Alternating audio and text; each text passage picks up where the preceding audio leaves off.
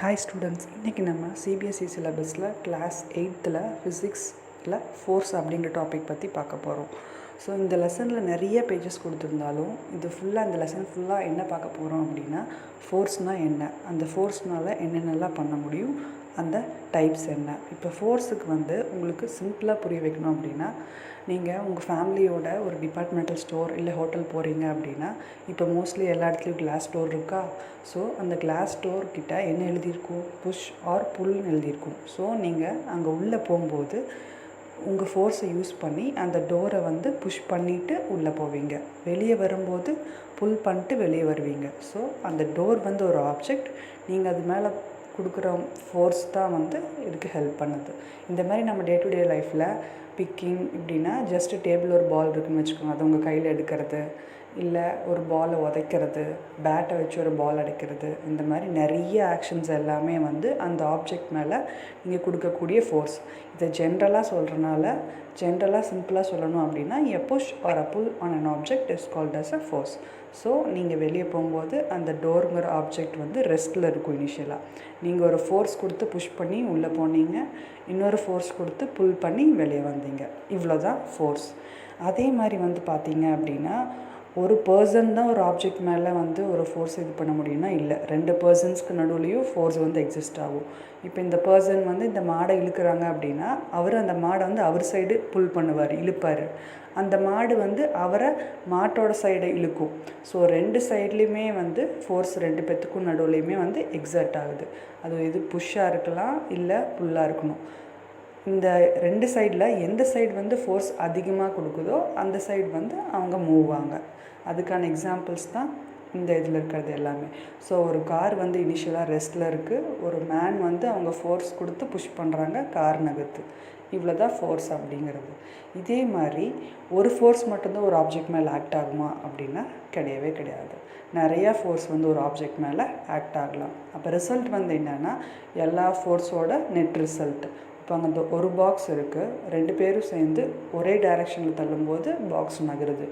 Opposite டைரெக்ஷனில் equal force கொடுக்கும்போது object நகராமல் அங்கேயே இருக்கும். இதுக்கான இன்னொரு எக்ஸாம்பிள் தான் கயிறு இழுத்தல் போட்டின்னு நம்ம ஊரில் கனெக்ட் பண்ணுவாங்க இல்லையா, அது. ஸோ ரெண்டு டீம்ஸ் இருக்கும். எந்த சைடு நல்லா அதிகமாக ஃபோர்ஸ் கொடுத்து இழுக்கிறாங்களோ அந்த சைடு ரோப் மூவ் ஆன் ஆயிரும். ஸோ இதுதான் இதுக்கான எக்ஸாம்பிள். நெக்ஸ்ட் பார்த்திங்கன்னா, ஃபோர்ஸ்னால் என்னென்னலாம் பண்ண முடியும் அப்படின்னு தெரிஞ்சுக்கலான்னா, ஒரு ஆப்ஜெக்ட் ரெஸ்ட்டில் இருக்குதுன்னா அதை மூவ் பண்ண முடியும்.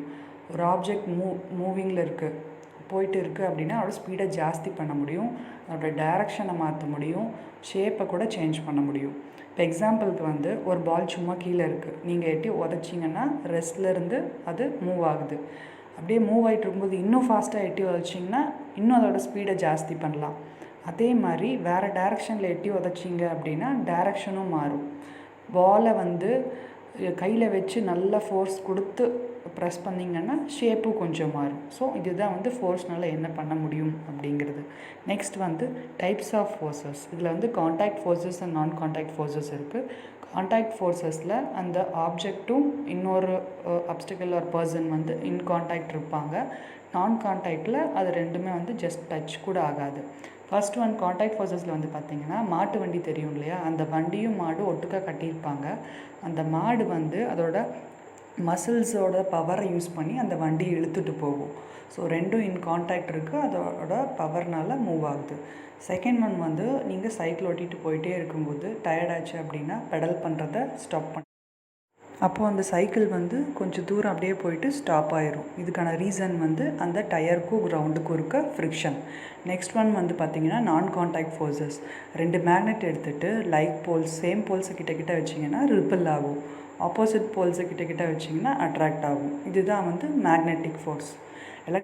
Electrostatic force. இதுக்கு உங்கள் புக்லேயே ஸ்ட்ரா வச்சு ஒரு ஆக்டிவிட்டி கொடுத்துருப்பாங்க, அதை ட்ரை பண்ணி பாருங்கள். ஒன்றும் இல்லை, அந்த ஸ்ட்ரா ஒரு பேப்பரை வச்சு ரப் பண்ணும்போது அது ஒரு சார்ஜ்டு பாடியாக ஆக்ட் ஆகும்.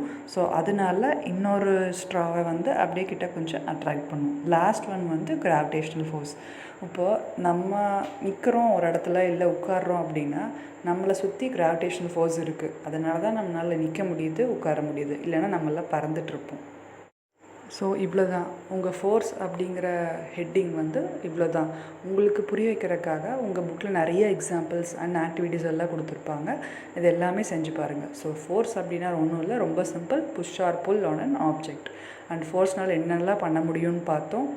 ஃபோர்ஸ் வந்து என்னென்ன டைப்ஸ் அப்படின்னு பார்த்தோம். அதுக்கான எக்ஸாம்பிள்ஸ் பார்த்தோம்.